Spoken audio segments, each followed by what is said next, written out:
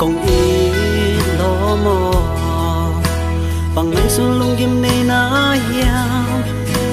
là chỉ mò dòng khang na hang khát xia cặp cặp non kiến mò mi này bằng năm này gió lâu chang lung neo thân em na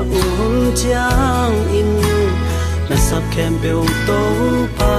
tung à cô in tu anh na cho chỉ mò dòng khang na hang nang lên nang kín neo mu khắp kiến lo y để lệ lâm sang chung mà nun tăng na chụp kỳ gió hi na lung gheo na in quan sung dinh vai tu pa vai hôm sắc gió lệ chinh na lo sang na pan lo chừng mà vang lo bị nang tô pa nung kia thiêu hi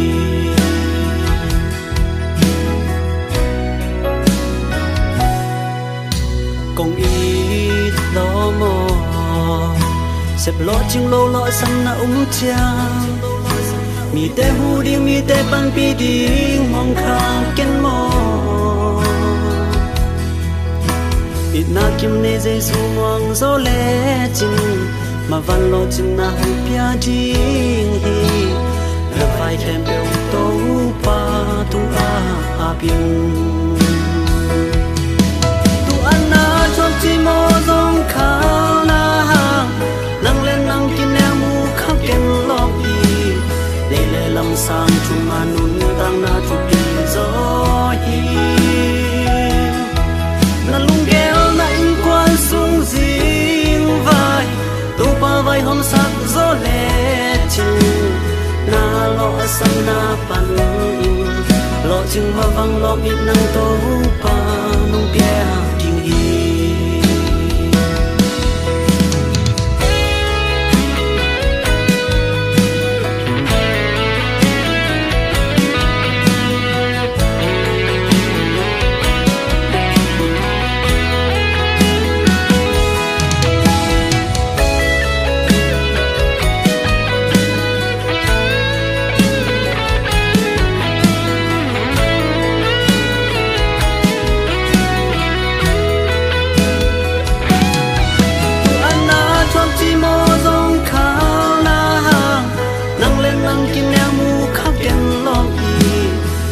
lâm sang chung mà nun tăng na chụp kỳ gió hi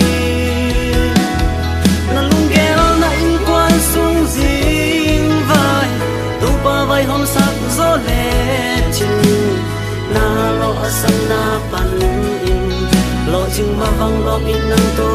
pa nung kia ding hi tu anh na chọn chỉ mò dòng khao na hang nang lên nang kín neo mu khắp ken lo y để lệ lâm sang chung mà nun tăng na chụp kỳ gió hi na lung gheo na in quan sung dinh vai tu pa vai hôm sắc gió lệ chinh na lo sang na pan in lo chừng mà vang lo biết nang tô pa nung kia thiêu hi na lo sắp na pan in lo chừng mà vang lo biết nang tô